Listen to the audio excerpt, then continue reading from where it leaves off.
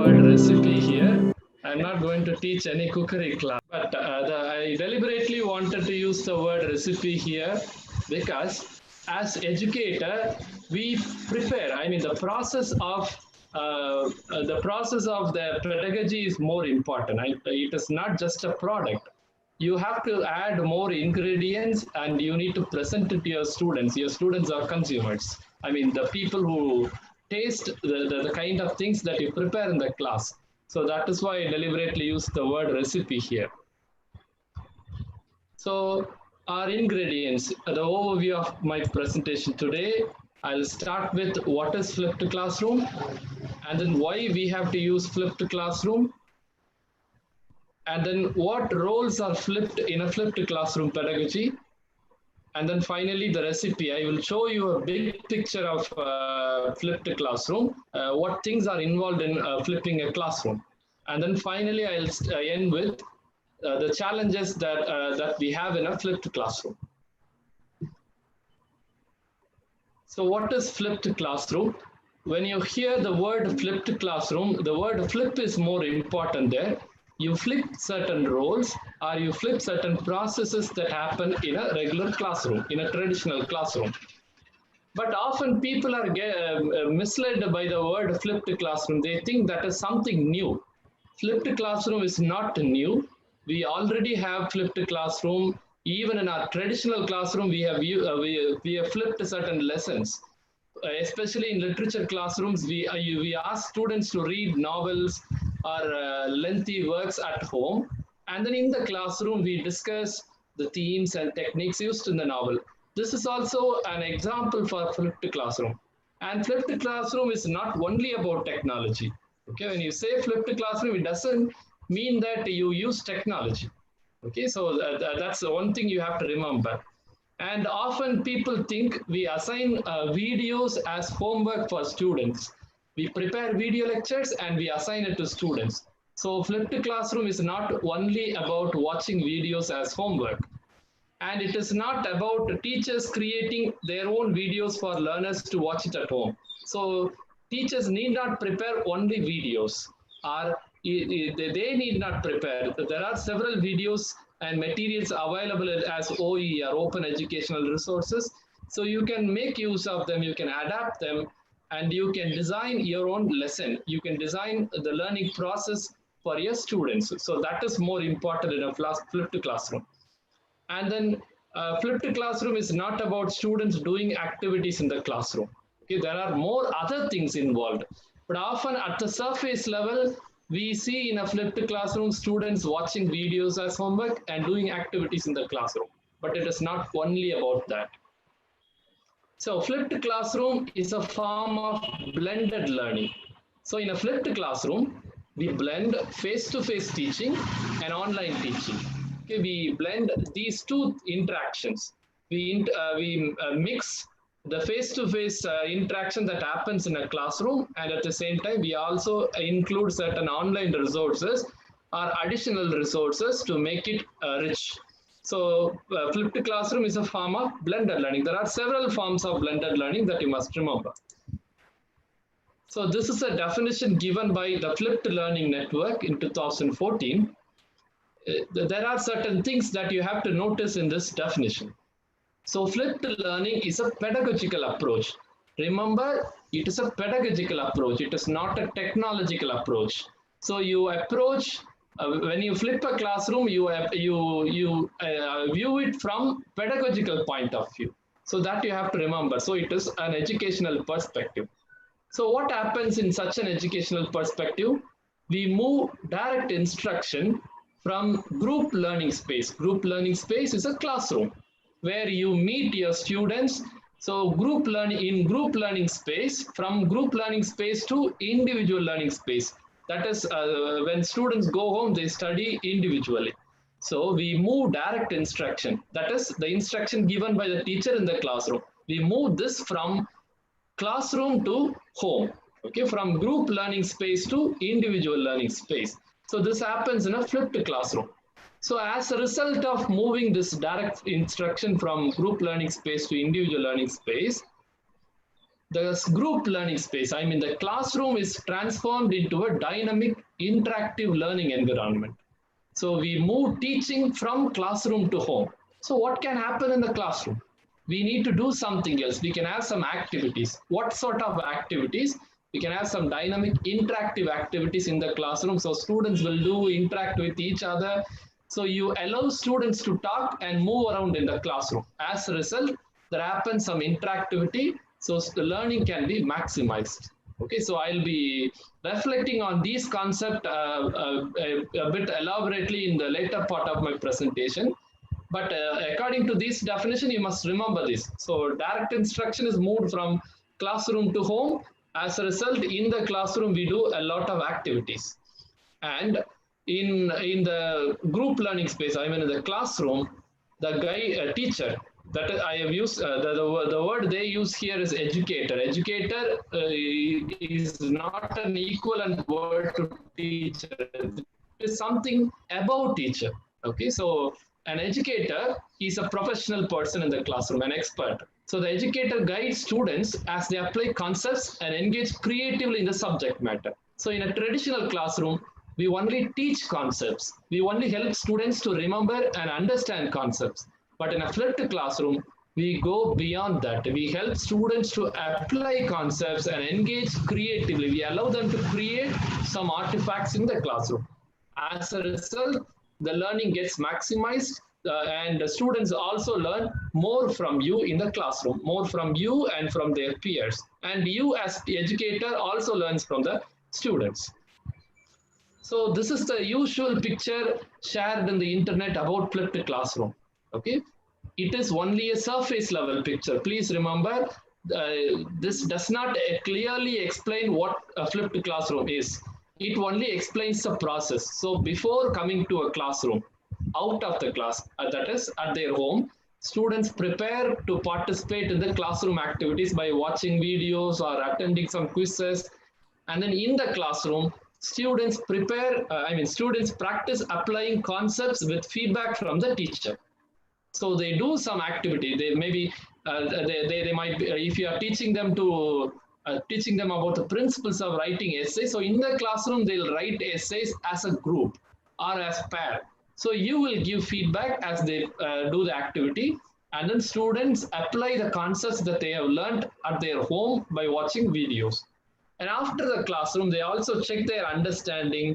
They think about the feedback they have received in the classroom from the teacher. So this is the surface level picture of flipped classroom, usually shared on the internet. But I'm going to dwell deep into flipped classroom. I'm going to give you more ideas about flipped classroom, or I would share a big picture of flipped classroom. That is more important than this picture.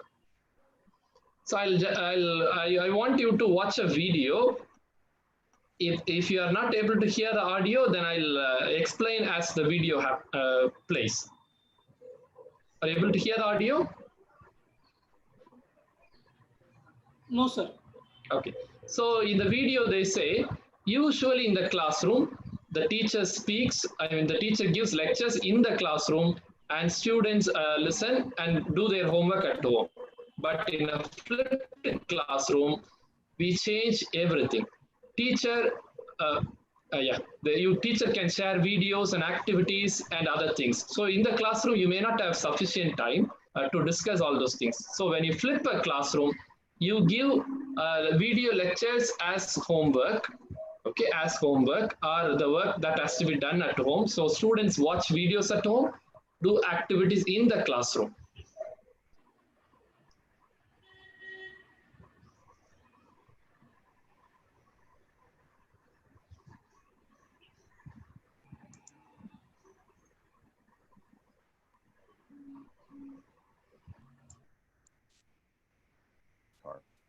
You also produce a video of your own in which you show some photographs. Now we can listen audios.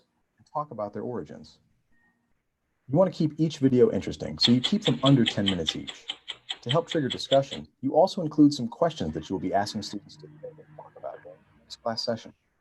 Later in the semester, students can go back to these videos to review key concepts to prepare for an exam or to guide a project or paper. Short videos are just one option. Audio podcasts, VoiceThread, and many types of interactive media can be used as well. The main idea is to capture your presence, thoughts, and guidance that would normally take place in a classroom setting. Now that the lecture is done outside the classroom, what do your students do when they get together? You can have students bring their laptops to class, work in groups, and research one of the other invasive species that you discussed in your video. Where did they come from? What impact are they having? What is being done to control them? Since they're doing this research during class time, they can get your assistance in determining good sources of information and how to interpret what they're seeing. Also, you'll get a better idea of which students are doing their fair share of work in their groups. There won't be any more excuses that students don't have time to get together for group work. If an interesting idea comes from one group, you can get the attention of the class and have a spontaneous discussion. In short, you can create a much more active environment. There are many other activities you can do in the classroom. Have students discuss course concepts or take different sides of an issue and debate their merits. Students could share drafts of papers that they're writing and get feedback from you and other students.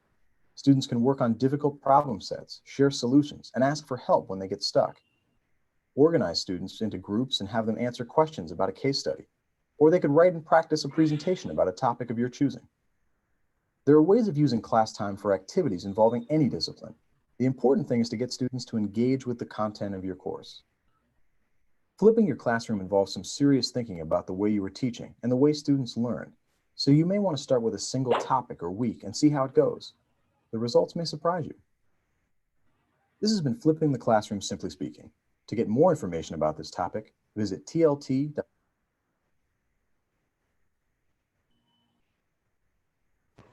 So as you watched in the video, they talk about teaching different subjects, especially science and other things.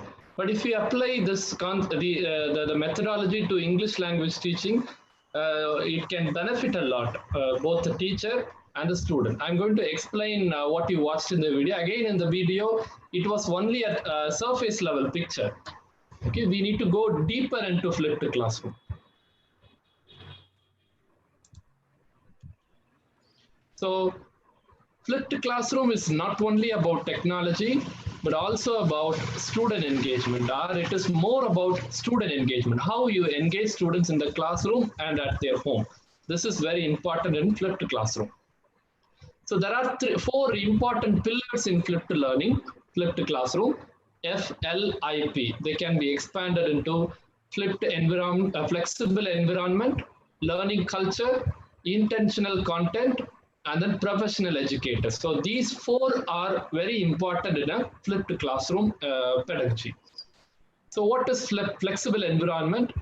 So in a traditional classroom, we engage with only one learning mode. Often the teacher talks, so only the auditory learners get benefited. Sometimes the teacher writes on the board. Only at that time the visual learners get benefited. But in a flipped classroom, since we move lecture out of classroom, you get a lot of opportunity to provide different learning modes. You can provide visual learning, and your students, your auditory learners may get benefited. And you can also have some activities. So as a result, kinesthetic learners, hands-on, you give hands-on experience.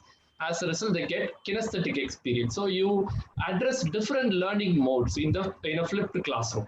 And at the same time, since you do a lot of activities in the classroom, the learning space, I mean the classroom is changed a lot. Okay, so you can arrange your classroom in different ways. You may have pair work or individual study or group work. In such cases, the way benches and tables have been arranged in the classroom will have to be changed.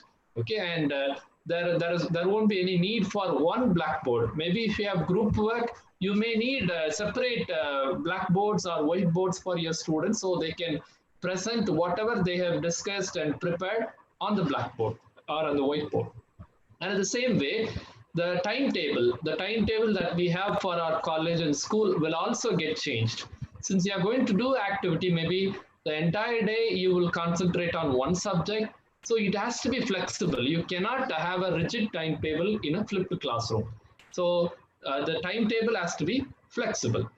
And the second pillar, learning culture. So when you flip a classroom, if you look at a traditional classroom, the teacher is the primary source of learning there. So the teacher is the holder of all knowledge. Only through the teacher, students can learn. Okay, only when the teacher teaches something, students will think that that has been taught and that they can learn it. But in a flipped classroom, this gets changed. So a flipped classroom is a learner-centered approach, and the classroom time is dedicated for creating rich learning experience by doing some hands-on activities. So as a result, students actively involve in creating knowledge. Okay, students, they actively involve in constructing knowledge together. As a group, they construct knowledge in a flipped classroom. This is very important to create a rich experience, rich learning experience. And they also find this kind of learning experience meaningful to them. When they discuss in a group, they find it meaningful. They learn from their peers, and they also teach others. So this is very important. And the third pillar, intentional content. So in a flipped classroom, the teacher clearly plans the content. Okay, the teacher intentionally plans the content, what video or what material has to be shared to the student, and what will they do after using that material, or after reading or watching the material, what students will do. Will they attend a quiz, or will they create a survey and collect responses? The teacher has to plan everything clearly. So in a flipped classroom, the content is well planned and intentionally designed. Okay, so only then you can have a student-centered active learning in the classroom. And teacher can also decide what material they will teach and what material students will explore. So you decide it here in a flipped classroom. And the fourth element in flipped classroom is professional educator. Professionalism doesn't come by age. Just because you are aged or just because you have worked for so many years, you may not become professional. Professionalism comes with reflection.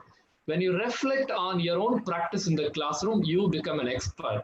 Okay, so in a flipped classroom, professional educator is a key element. Technology cannot replace teacher.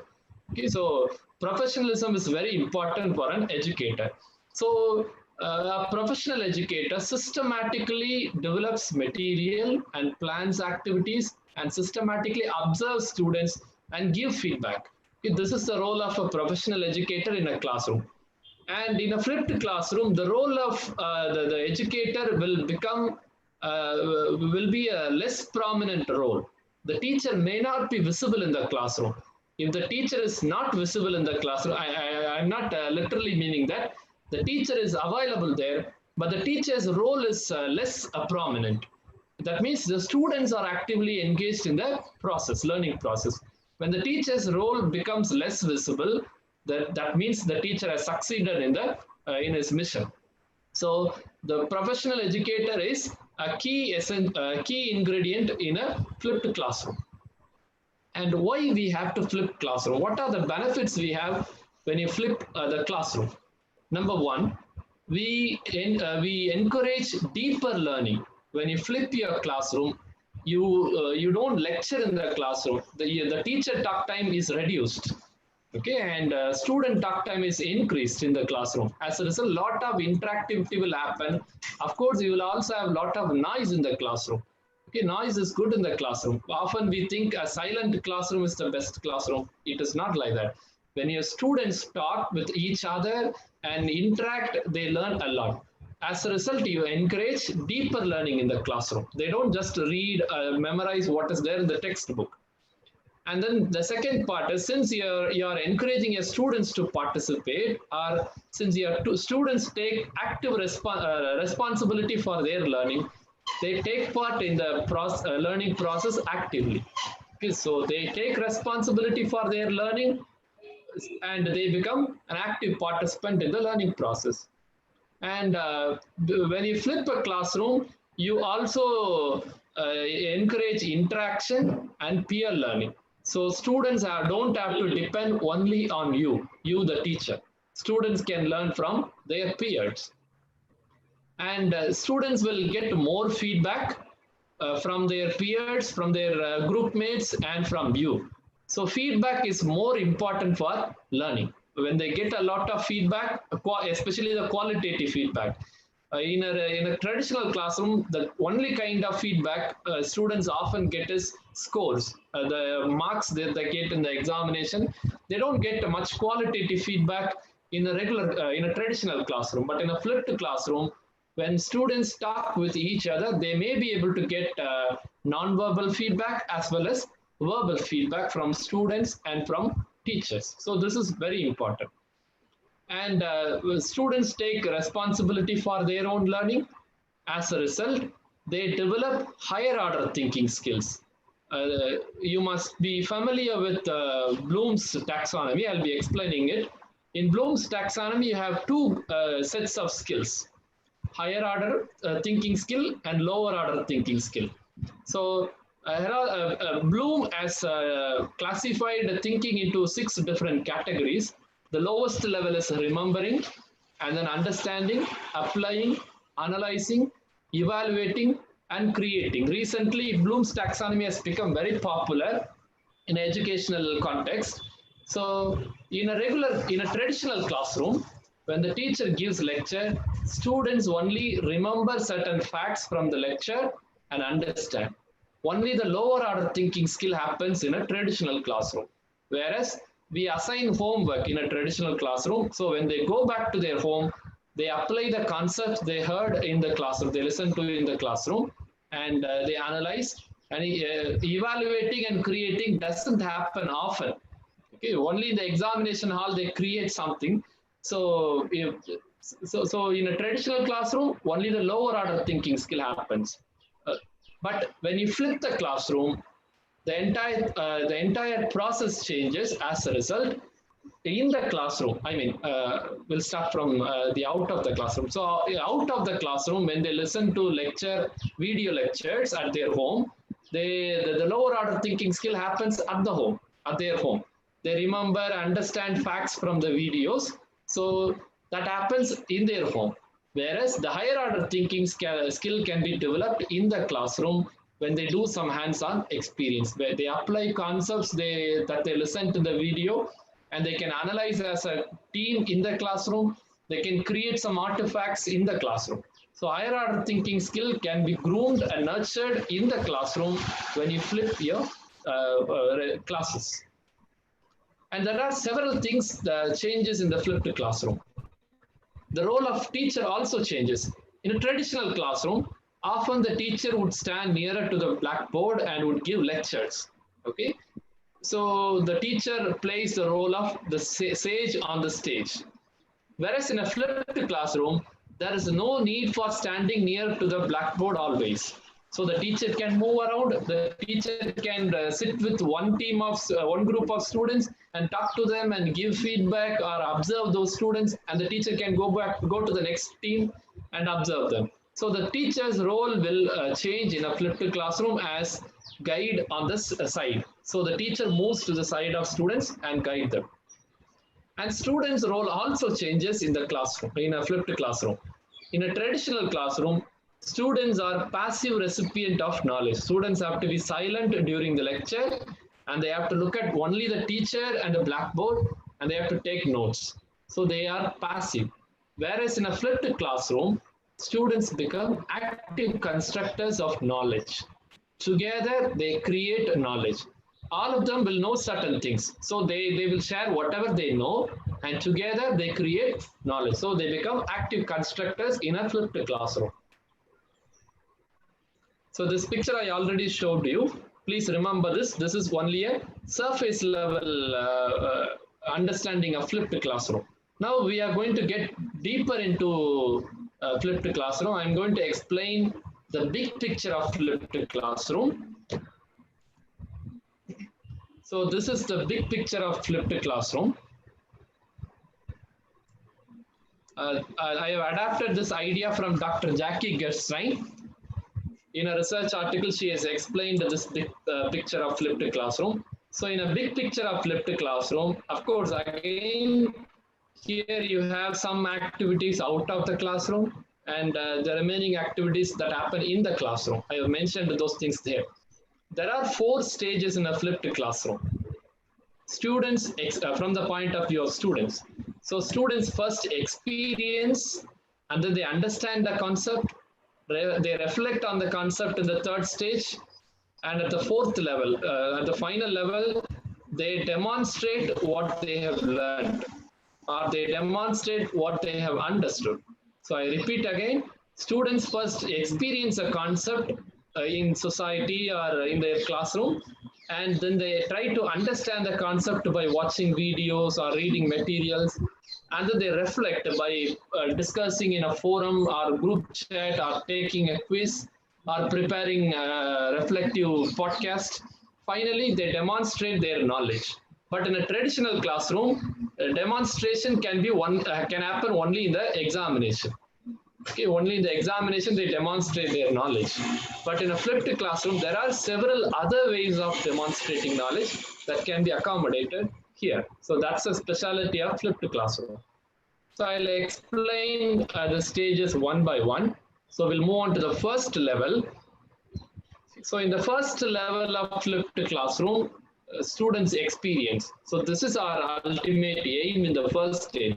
Students must experience the concept that they are going to learn in the lesson. So most often in the stage, they'll have only the experiential engagement. Only the experiential engagement will happen in the first stage. And this is created by the teacher. The teacher carefully plan what has to happen in the first level. So the teacher creates some activities and then the teacher assigns it to the students. It can happen in the classroom or out of the classroom. It depends. It depends on the activity.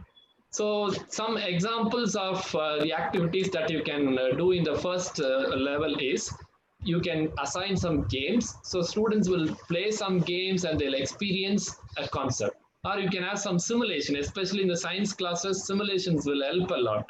And you can have some interactivities. So students will do some activity, and as they do activity, they'll get more feedback or they'll get further content. Our students can do some surveys or case studies, documentaries or interview, and then they'll try to understand that particular concept that they are going to learn further in the lesson. So they can, it is surveys, case studies, documentaries, interviews are student-led activities. Or they can even do some lab experiment or social experiment. In arts subject, they can do social experiment. In the society, they can go, you might have watched a lot of videos on Facebook and YouTube regarding social experiments. People go in streets and they talk with people and they try to understand the attitude of people. So that is a kind of social experiment. That also you can give social experiment to your students. Or they can do community projects or some art activities. These are some of the things that you can that your students can do during the first phase of flipped classroom to experience the concept that they are going to learn. And in the second level, now they have to understand, they have already experienced something. Now they have to understand the concept clearly. Here again, at this level, students will explore the content, and this particular level, the content that you are going to provide in this level will be designed by the teacher, created by the teacher, or it can even be curated by the teacher. Sometimes the video lecture, it is not necessary for the teacher to prepare the video lecture always. The teacher can also borrow or adapt some videos that are already available in the internet. So in the second level, the teacher can use the activities like video lectures or podcasts or audio files. You can create a radio channel like thing in the internet, and you can regularly post audio files that your students can listen. And you can also share content-rich websites.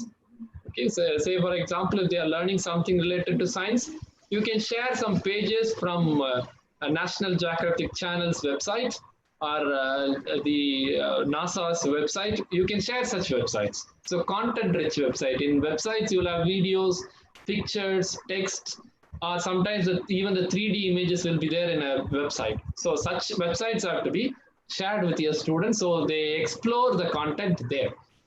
Or you can even share 3D models. Say, for example, if you are teaching Shakespearean theater, there are 360-degree videos or 3D models available in the internet. So you can show those 3D models to your students. Your students can explore, your students can visit Shakespearean theater using that 3D model. So they will be able to understand different parts in the Shakespearean theater. Or you can even use infographics, memes, several other things in the classroom. Infographics are becoming very popular.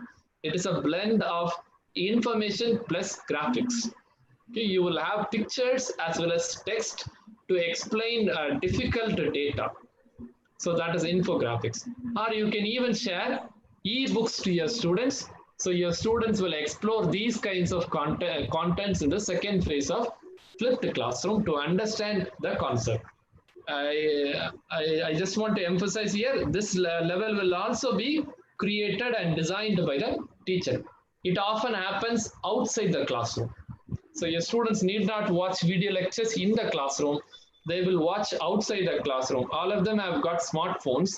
Of course, the connectivity problem is there. I will talk about it when I explain the challenges in flipped classroom. So your students using their mobile phone, tablet, or computer, they can watch these things. And you need not always assign video lectures. It can even be a printed book. They can read the printed book, they can get some content. Just to add some interactivity, we use internet resources here. And the third level of flipped classroom, your students will reflect. That is your ultimate aim. As an educator, you must enable your students to reflect on what they experienced and what they understood by exploring the content. So in order for them to reflect, or in order for you to understand what they have reflect, we have some activities. And at this level, all the content will be generated by the students, learner generated content. And this often happens out of the classroom. You can create a discussion forum in WhatsApp or Telegram or Google Groups. There are several e-tools, web tools available in the internet. You can use any of them. Even you can have Twitter chat or Facebook groups. There your students will reflect on what they understood by exploring the content and what they experienced in the first level. They will try to connect their experience with the content. Okay, so this is very important. Or in Microsoft Office PowerPoint, in the latest version, you have narration tools. So you have a slide. As you show the slide, you can talk, record your voice, and post it there. That kind of assignment can also your students do. So picture with audio. So they'll show some picture or some text, and they'll talk. That kind of reflection also can happen. So reflective tools for reflections are very important here. Or you can create some test or quiz where you open-ended questions. In the quiz, you will have a lot of open-ended questions to help your students think. So the kind of answers that your students provide is learner generated, where in those answers they'll reflect on what they understood. Or they can even produce podcast, reflective podcast or reflective vodcast. Vodcast is video cast. They can even create videos. Our students are very comfortable with videos now. So you can allow them to take a video and share it with you as an assignment. So they can have their own channel in YouTube. There they will, in each of those videos, they would have reflected on what they learned in the classroom.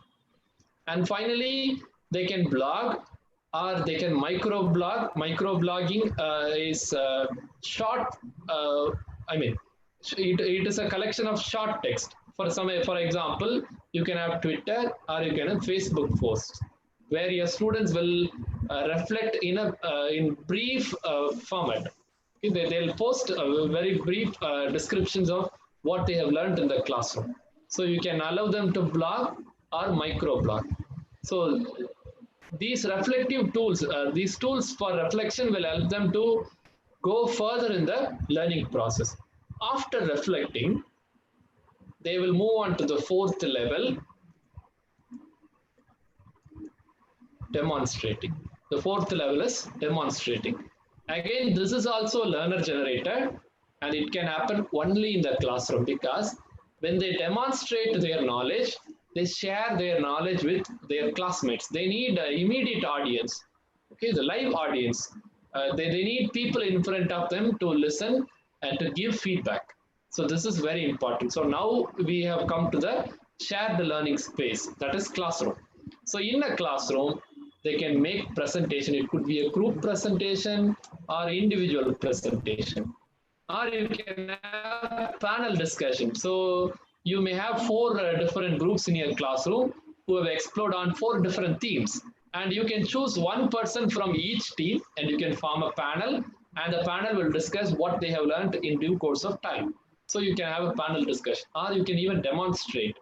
You can have student demonstration. Students can demonstrate some software, or they might have prepared some infographics. They can explain it in the classroom. Yeah, or they can have some performance in the classroom. If you have assigned some specific scenes from particular place that is in your syllabus to each group, your students can perform in the classroom. Okay, or if it is poetry, they can recite in the classroom, or they can compose it as a song, they can sing it in the classroom. This is how they demonstrate. And the final one is prototype of artifacts. Artifacts of our products. So after experiencing, understanding, and reflecting, they will come up with a product. Okay, this is where even the Indian government, almost all governments are emphasizing students to go, students to adapt a design thinking process. In design thinking process, they will come up with a product. It is a so in order to create a product, they need a lot of feedback. It has got different stages in design thinking. So starting from defining the problem and preparing a prototype and play testing it and finally producing the product. So in a classroom, your students can come up with prototypes made of papers. For example, if it is Shakespearean theatre, they can create Shakespearean theatre in papers, or even they can draw it in the chart and they can explain it in the classroom. That can even be considered as a prototype. So in the fourth stage, all the content will be learner generated, and this has to happen only in the classroom. Now you imagine when your students present or do panel discussion or demonstration, what will be the role of the teacher? The teacher may not have to talk in the classroom. Okay, so the teacher will play a less prominent role in a flipped classroom, but the teacher also plays a crucial role, because the teacher has to silently observe and give lot of feedback to their students as they demonstrate their learning. So this big picture is very important in a flipped classroom. We always remember only the surface level understanding of flipped classroom. Okay, but we have to go deeper into flipped classroom. We must remember this 4 stages or this big picture of flipped classroom pedagogy. So in the first level, your students experience, and then in the second level, your students understand, and the fourth level, they reflect on what they experienced and understood, and the fourth level, they demonstrate what they have learned in the learning process. In order to complete one cycle of this process, it will take a lot of time. Okay, so you cannot teach one lesson in 1 hour. If you follow this model, it will take at least a week, but the learning will last long. That is more important. Your students get engaged with the content for a long time. As a result, since they have experienced it in real life, they will be able to remember it in their life for a long time. And they'll also be able to come up with new ideas because they have different options to demonstrate their knowledge. And in flipped classroom, in order to have a smooth process in the flipped classroom, we can implement technology. When you implement technology, you must remember certain things. Technology does not make your teaching better or worse, simple or complex. You remember this. Technology does not do any magic in your classroom.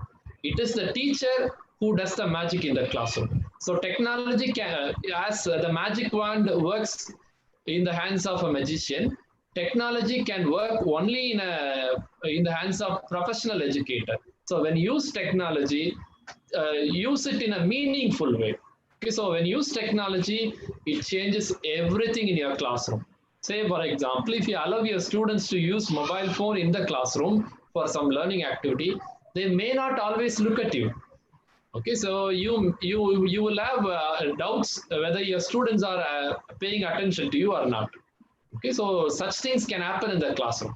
So technology changes everything: the framework, the models, curriculum model, or the training, the instructional design, lesson design, how you conduct the assignments, or how you give feedback to your students, or classroom management, or how the classroom has been assigned, arranged. The design of your entire school or college will change when you use technology. When you fix a projector in your classroom, automatically a lot of things changes in the classroom. You can consider this as an example. When you fix a projector, you need a whiteboard, and then you need some space in front of your classroom, and in the same way, if you have some more digital gadgets in your classroom, say for example, if all your students are allowed to bring mobile phone or laptop or tablet, then you need charging stations.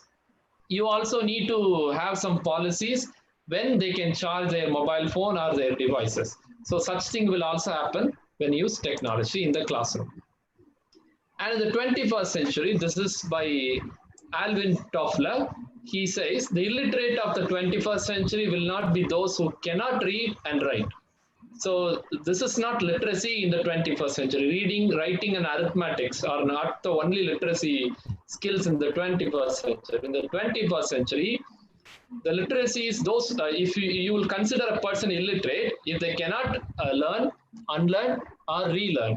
The key thing that you have to understand from this quotation is lifelong learning skills are very important in 21st century, and flipped classroom will definitely enable your students to develop lifelong learning skills. And even in the planning, in the report of Planning Commission of India, in their 12th five-year plan, in the third volume, they say all institutions must equip their graduates with core skills of critical thinking, communication, collaboration, and creativity. These 4 C's are very important. Okay. Only when your students develop these 4 C's, critical thinking, communication, collaboration, and creativity, they will be able to innovate, or they will be able to adapt to new environments. So this is very important. This is a key takeaway from this quote. And now I want to look at the challenges in flipped classroom. Of course, there are a lot of challenges in flipped classroom. It is not easy to implement flipped classroom in the current scenario. It requires more training, or it requires a lot of things to change in the classroom. The first challenge is when you use a lot of technology in flipped classroom, your students will have more screen time. This might affect their health.